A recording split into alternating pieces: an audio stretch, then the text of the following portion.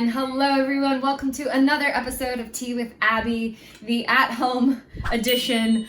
This is episode number 8, and today we are featuring Aileen from MamaLingua. Welcome. Thank you for having me. So I'm recording here in my bedroom in this corner. Where are you recording from today? So I'm recording from my patio because my husband and 2 kids are inside, and so I'm trying to stay away from all that noise. So I'm outside in my garden. So is everyone, you and your husband, working from home? The kids are homeschooling or some version of it, or? Yeah, yes, exactly. He has his own office, so he's able to shut off. But if you're in the rest of the part of the house, that's all the noise is going on. We are actively homeschooling, but at the moment, I've given them an educational show to watch in Spanish, and they have to write their sentences after the show. So we'll see how that goes. There you go. That's smart. Yeah, I've been feeling a little bit of like work in the house fatigue since we don't have a dedicated workspace. There's only so many times you can switch from room to room and chair to chair before you're like, oh my God, get me out of here. How's the experience been for you? How's your family feeling? Have you been healthy and well throughout this? Yeah, thankfully, my whole family has been great. Not only our immediate, but our parents, our cousins, like everybody's been safe and healthy. We had one family member get coronavirus, but he survived and he's back at home in quarantine. So it's been a different time. I think we've been able to maintain positive outlook the whole time, looking at the things that we are able to do now that we are spending so much time together, versus really harping on the negative, which keeps our spirits up. We usually start our day with a family walk. So we go on we're really lucky that we have green belts around us. So we go out for a nice walk, like an hour walk. And then we come back and we really get started on putting them to work. And when they're working, I'm also working beside them. It's a little interrupted, but it has created some kind of structure for them, that I'm there as their teacher to ask me any questions if they have any questions doing their work. So Wow. Well, kudos to all the moms and dads who are figuring out a way to balance this totally new thing. And I know that nobody expected this coming towards us. But before all this excitement of the pandemic, I was so grateful to meet you at Capital Factory. So you are a fellow Capital Factory accelerator company, and your business is called MamaLingua. And I'm so excited to just kind of talk to you about your journey and weave a little bit of the COVID-19 in there. But more importantly, why don't you tell us kind of that elevator pitch for MamaLingua? So MamaLingua helps parents raise bilingual kids. What we are creating is a language learning platform to help parents raise kids throughout the process, based on their milestones, their fluency level, and their interest areas. And we got started 2 years ago. We built this application, which is a basic phrases. You learn phrases on the routines that you share with your child. So what are the phrases that you say in bath routine, and what do you say during eating routine? And so that really did really well. It's basically grown organically. We got 60 downloads per week. And then, over the past 2 years, we've been able to work with school districts, the desire for parents to be able to support a bilingual education. And there's just nothing out there. Me being bilingual, trying to raise bilingual kids, it's really hard to find content that is relative not only to my kids, but that is accessible for me to help my child learn. A lot of the stuff that we bring in from Latin America, the level of Spanish is really high, and it really is a disconnect with the children being raised here and with the parents that are Latinx or that don't have the fluency level trying to support a bilingual education. So our next step, and we're really excited about launching, is in June, we're going to be creating a platform, a digital platform with a variety of content, with audio capabilities, with gaming, with activities, with audio stories, a variety of content to engage with the child in Spanish. in a fun and interactive way, learning at home or on the go. I initially, which is funny because we were talking previously of like how our business idea has changed or evolved with the pandemic. And as we entered into the pandemic, both Austin ISD and Eanes ISD reached out and said, how can you support our parents during this pandemic with learning at home? And so it's actually been a really great opportunity for us to actually launch and have a solution for these parents that are looking for supporting their parents at home. Both Austin ISD and Eanes has recommended MamaLingua as a resource to support their efforts, which is great. So before we were focusing on, learning on the go, because in our previous life, we were always on the go between activities and picking up kids. So how could we learn? How can we get valuable content to continue learning and supporting of bilingual education while you're in the car? Well, now parents are looking for things to do at home. So now it's like this, how do you create this tool that they can use to learn and support to continue building out their language repertoire? That's pretty incredible. And I know there's a lot of hardships in this chapter that we're experiencing right now as startup founders, navigating launching our business and really getting it going during the pandemic. But what a happy surprise that you provided something that the timing of it is like exactly what people need right now. You must feel really grateful for that. That's awesome. We're really excited to launch, and we did feel, again, with the pandemic, we did feel some delay because our developers had to move from developing at an office space to developing at home. So how do you get all that compute power at home? Right. So we'll rewind back to 2 years ago. You're a bilingual mama, and what was that inspiration for taking this from something you were doing with your own children and turning it into a full-fledged company? Well, funny story. This all started with a Spanish moms group. So I opened up my house to learning Spanish with your kids. Wow. And the way I was teaching was based on routines. Like, what are the phrases that you say during these routines? Because life with a child is very repetitive, which creates a wonderful medium for language learning. And early on, when you have a child from 0 to 2, it's very one-sided, right? Like, only the parent is talking, and that creates the foundation for what the children or the babies, like they go for them, right?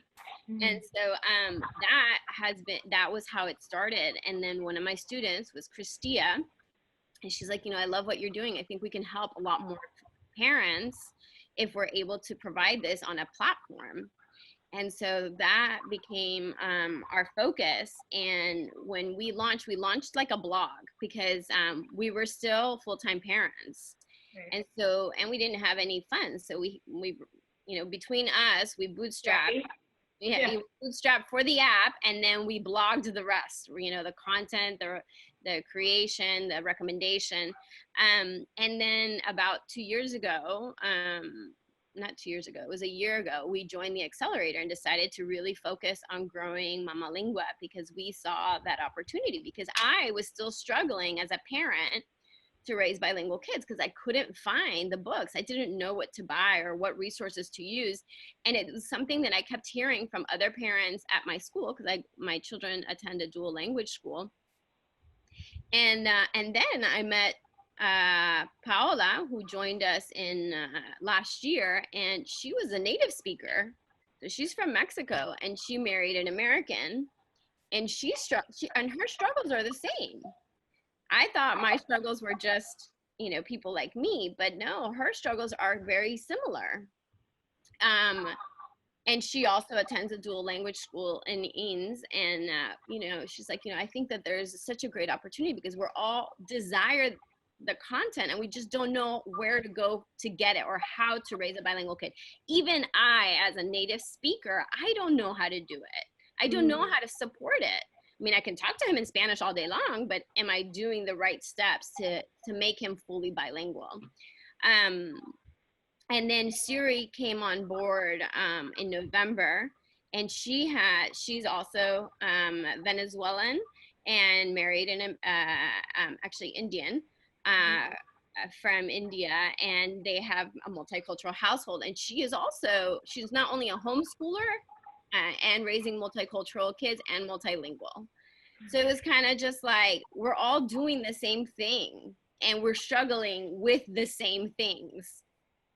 And so that's kind of how it started and where we are today. Yeah, that's beautiful that regardless of the origin of the mom and the kids and, you know, whatever situation your home life is in, but that there's such a similarity in learning, becoming a bilingual family. And that's kind of encouraging, I think. So does that signal to you that your product is going to stay in Spanish and English? Is it going to go beyond? Yeah.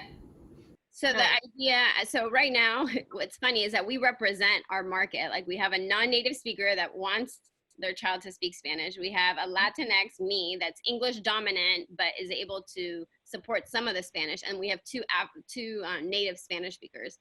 The idea is to be able, from the beginning, we've always been bilingual. The products go both English, Spanish, Spanish, English. So we're not only supporting the American market, but we're also supporting Latin American market and Spain. Once we have this foundation, obviously the idea is to expand to other languages, but Spanish is the most important, the most widely spoken language here in the United States, which is why it's our focus, and it's the language we speak. Yeah, Albert, you know, my husband and our COO, he's bilingual. His parents are from the Dominican Republic.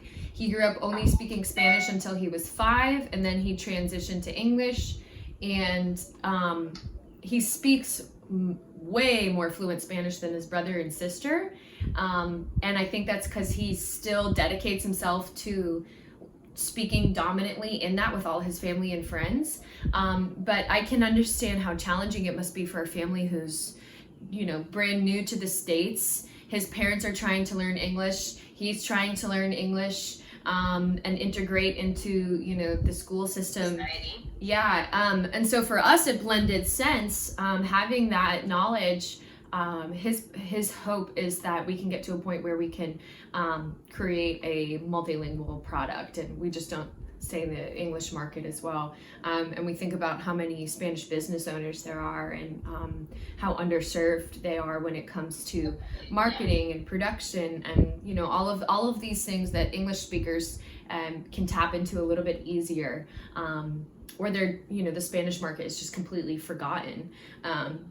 I think it's fun to kind of have this conversation today because I haven't said it on the show yet. I've decided I'm going to say it right now. But Albert and I are 20 weeks pregnant, and we're expecting a baby, and our little baby bee. I really would love to create a bilingual household.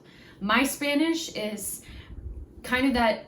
I picked it up as we've been together for 8 years, so that I can communicate a little more authentically with his family when we go down to the Dominican Republic. But it's nowhere near where I would love my own language to be. But also, I think about our little child, and I would be doing. It would just pain me not to pass on his language just because we speak English together. Do you have any advice for parents out there in our situation who are like right at the beginning? How do we even get started? Yeah. So it's funny because you are like many of our customers, right? I mean, Yeah. a lot of our community is asking the same question. They just want they want a community to help them stay motivated, because a lot of it is motivation and overcoming that fear of speaking bad Spanish, let's assume. Sure. But it doesn't matter if it's bad Spanish. It's Spanish and it's something. And I think that that's what I tell most parents, you know, is that don't be so self-conscious. Like, I don't speak perfect Spanish, but I speak some Spanish, and over time, by using it, it has only gotten better. Through repetition and practice, that's the only way that we get better at anything. So that's one whole thing.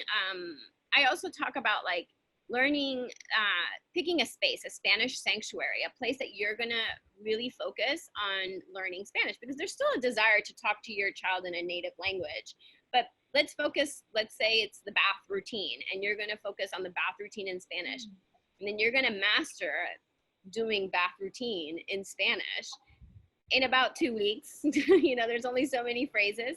And then you move on to a different routine. And you continue adding on, and then it just becomes like second nature. In reality, what you're doing is you're training the parent to really, it becomes natural to use those words. It's like, it's so funny. My neighbor is English speaker, but since the kids were small, he always used the word agua, not water. He doesn't speak. That's the only word they say in Spanish. So, but it became second nature for him to always say agua. And so that's how everything is. If you start using these phrases over and over again, every time you go into the bathroom, you're just going to be like switched into Spanish mode, and you're going to be doing the whole routine in Spanish. And lots of parents have been successful. We actually initiated, we started the company on this idea of chunk learning. And chunk learning is exactly that, learning those specific chunks of phrases that you use in certain situations. And I used chunk learning to learn Italian back, you know, when I was like 15. But it's learning those phrases that you need in those certain situations. So it creates that almost like a memory for your brain for language. That makes sense. You know, kind of like when you go to the bathroom at a Spanish restaurant, you say, ¿Dónde está el baño? You kind of already know that this is the phrase that you're always going to use. To get the answer that you need, yeah. You know, that's really interesting, because I think that's kind of naturally how my Spanish learning has been. It started with being with his mom in the kitchen and learning how to communicate while we make a meal together, or just kind of the phrases to use when you walk into somebody's house and say hello to family for the first time. That's really exciting. How fun to bring so much joy into people's lives to communicate more. It's awesome. And something that, I mean, I'm so proud that you have been so engaged with learning Spanish, because one of the things that we really believe in is by empowering parents, right? That you're basically breaking the barrier that exists in our society. You're creating a way for people to communicate. And that is the ultimate hope, is that if we become multilingual in this country, then we can break those barriers. Absolutely. Because then we would see that we're so much more similar. We all struggle with the same things. We all have the same emotions and ups and downs. And I do believe that even in our own native language of English, there's a lot of communication barriers where, you know, we just choose to stick to what we know and what feels comfortable. But so much could be accomplished if we just did take the time to learn a little bit about each other and how the other person communicates. That's a beautiful output of what you've created. And I'm sure that parents who do have bilingual in-laws, or in-laws that only speak one of these languages, just how much more closer the family can feel when they can actually communicate with each other. I say that I will feel really good with my ability to speak Spanish when I can like really crack jokes with Albert's dad and like get back at him for all the sarcasm I know he's throwing my way. I'm like, Pio, it's coming for you. I'm learning. I actually made a really good joke in Spanish the other day. We have like a tiny little front lawn, and this lawn grows, like the grass grows crazy. Albert cuts it, a week later, it looks like a jungle. And I had made a TikTok, because that's a new platform I'm just exploring creating content on. And I happened to show the lawn. And all of these comments came in about, hey, you need to cut your grass, like, look how long the grass is. And I was like, that's not cool. So I made a follow-up video where I had Albert I told him to cut the, like, I instructed him to cut the grass, but in Spanish. But instead of saying cut the grass, I said, mi pelo es mucho largo. Like, I was just trying to make a joke about, you know, being this white girl trying to speak Spanish and get her husband to cut the grass. And people thought it was funny, and I was like, I just made a joke in Spanish. It felt good. It felt good. Cool. But I'm curious about your journey a bit about as a woman founder, as a you know, navigating the startup space here in Austin has been a challenge for me. I've dealt with a lot of imposter syndrome and all of those feelings. And part of this show was to find some synergy with other women starting companies and just talk about how their journey has been. So I'm curious, what has been some of the highs and some of the lows of launching a technology company?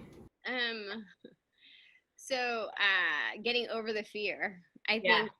I think that was a big thing when we first went into the accelerator, and it was a wonderful experience because it helped me overcome some of the fears that I had. I mean, when we first went into Capital Factory as, you know, just a visitor trying to understand more what Capital Factory was about, it was very male dominated, and it was kind of, you know, scary. And coming from someone that worked at IBM for 6 years, which is another male dominated environment. So, but it was kind of where we needed to be so that we could overcome that fear, because we need to be in the same space. We need to be able to talk to the same people. And so that was the initial challenge. It was almost like an imposed fear that we didn't belong because we didn't look like the rest. But after we overcame that fear, you know, we deserve to be there just as much as everybody else. And we have something that maybe doesn't look like everybody else's product because it's very female, I don't know, genre. It feels like maybe mommy genre. And so but kind of breaking the mold and really being able to talk to mentors and them being open about it, you know, like many of that. I thought it was going to be, oh, we're not like this tech shiny solution software unicorn.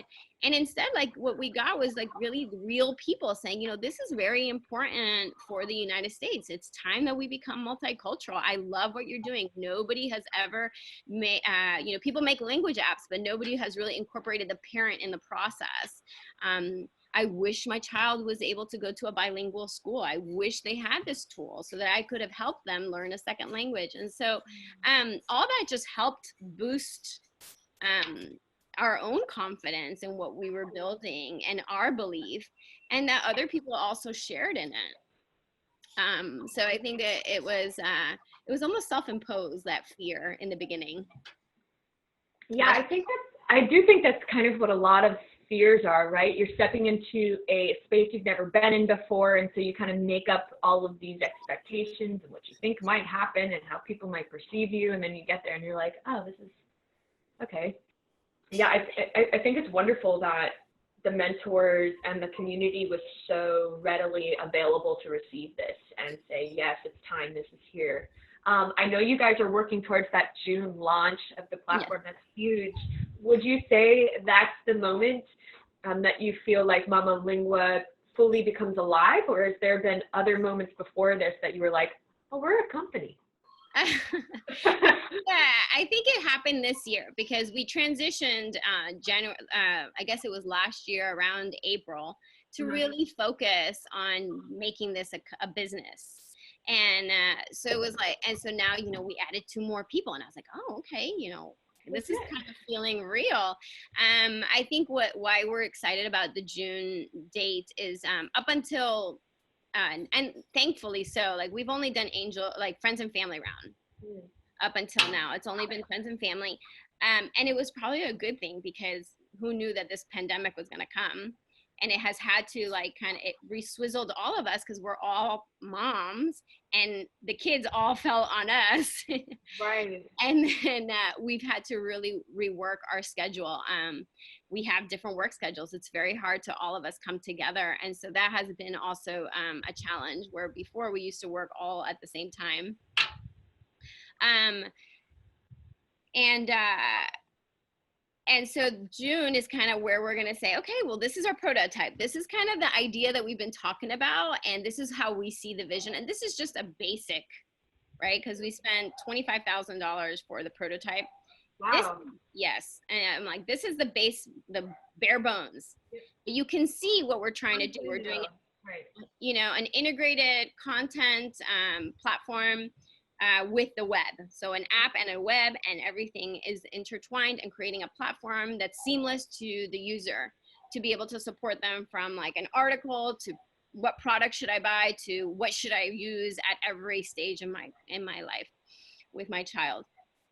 And so it'll showcase that. And once we have that, then we can enter the angel round, which is, okay, now we're really becoming a real company, because now we're going to be taking money from other people, and really meeting those milestones. But this year has been a really good research, moment to just really focus on like what we're building and what the business model is going to be.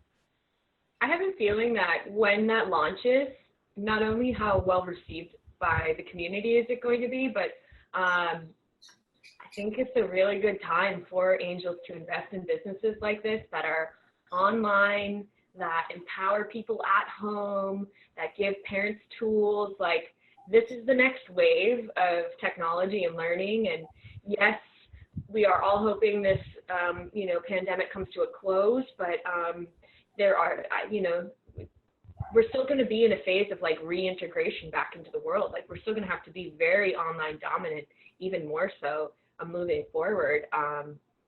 So the timing of your product is like, ooh, yeah. And I also think that the education system is going to change. Absolutely. My mom is a teacher in Massachusetts, and she's like, it took her 3 weeks to figure out how to do this whole online thing.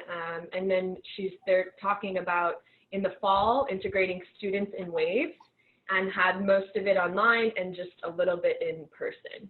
Yeah, I read an article that they're looking at like even splitting, like making classrooms even smaller, splitting the day, or doing different days. I mean, education's going to change. It's all going to change. And in addition to the need to integrate a multi-language country and really get us all communicating properly, we're going to have to be doing it online.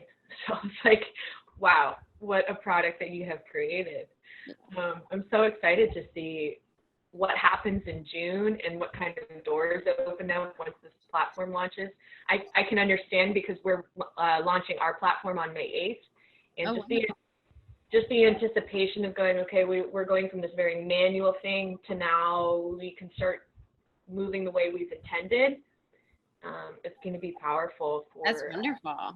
Yeah, I'm looking forward to finally like, okay, here's the base bones, like what you said, 1.2.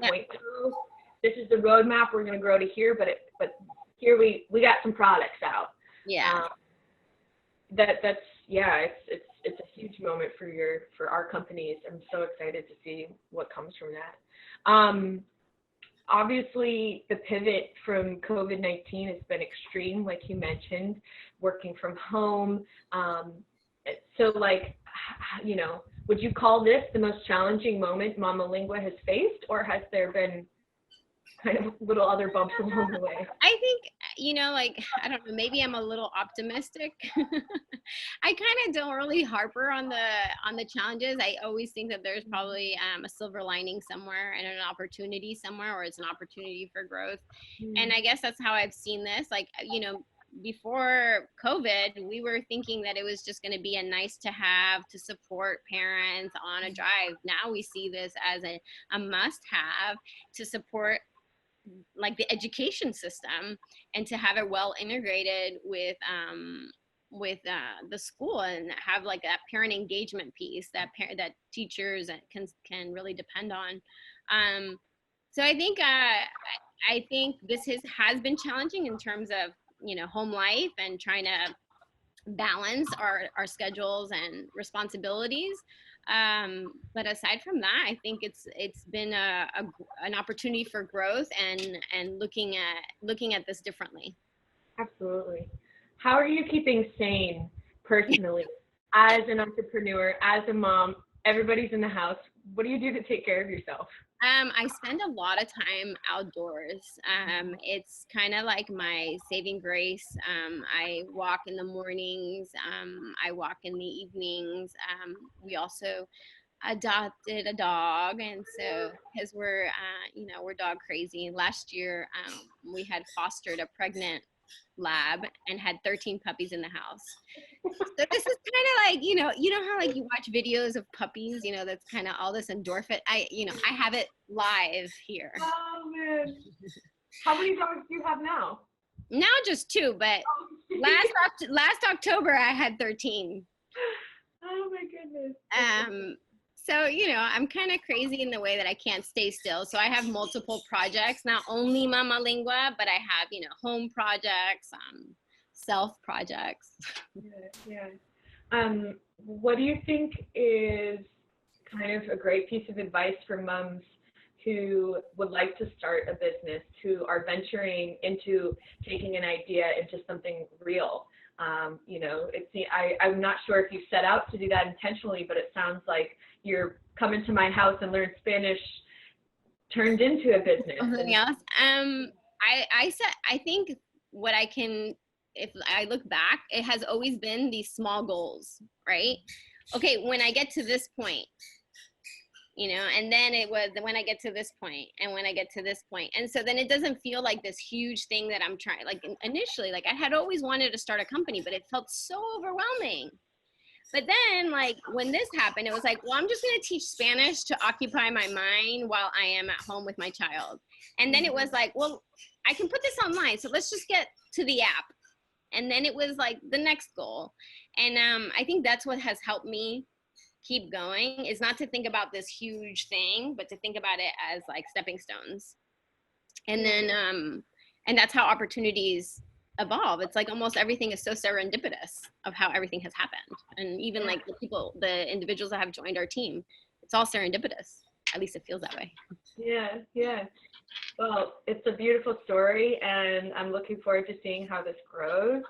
I'm so excited to use this myself. Yes. These babies due in September, so it'll be ready. Albert's talking a little bit in Spanish to my belly already and things like that. So I think it's starting now, but I cannot wait to be a user of this beautiful platform that you've created to just bring us together a little bit more in our families and in our communities. Yeah. Oh, that's wonderful. Yeah. So the way we like to finish the show is with a statement sip. This is the mantra, the quote, the saying, something that you remind yourself of that keeps you going. Do you have one of those? What keeps me motivated, honestly, is that I want to raise bilingual kids. Like, it's just that's what we all desire, because it's so, at least for me and for the other native speakers, is that it connects us to our heritage. And that's something that I want to pass on. And I want them to feel as proud as I do to be a multicultural and multilingual individual. So I guess that's what keeps me motivated, is that I really want to create this so that they are successful in their journey. And I want to help other parents that feel the same way and as proud as I feel about my cultural roots, so that they too can pass on. I mean, what makes me super sad is when I see Hispanic families and their children in just one generation have lost the language fluency. And that's a shame, because that's such a wonderful gift that you're able to pass on, and it gives them such a competitive edge in the global hemisphere, but also like from interactions and pride and who you are identity wise. So that's what keeps us motivated, is that we know that that we want to create this multicultural culture here in the United States. And now we are empowering parents to be able to do so, where before it was like, only if you're native can you raise bilingual kids. Right. Well, cheers to that. Raise bilingual kids. Woo! And that's the tea, everyone. Well, thank you so much, Aileen, for joining us on this beautiful morning here in Austin. I am so excited to watch the journey of MamaLingua and see what evolves once this app comes out. What's the best way for parents to find you right now?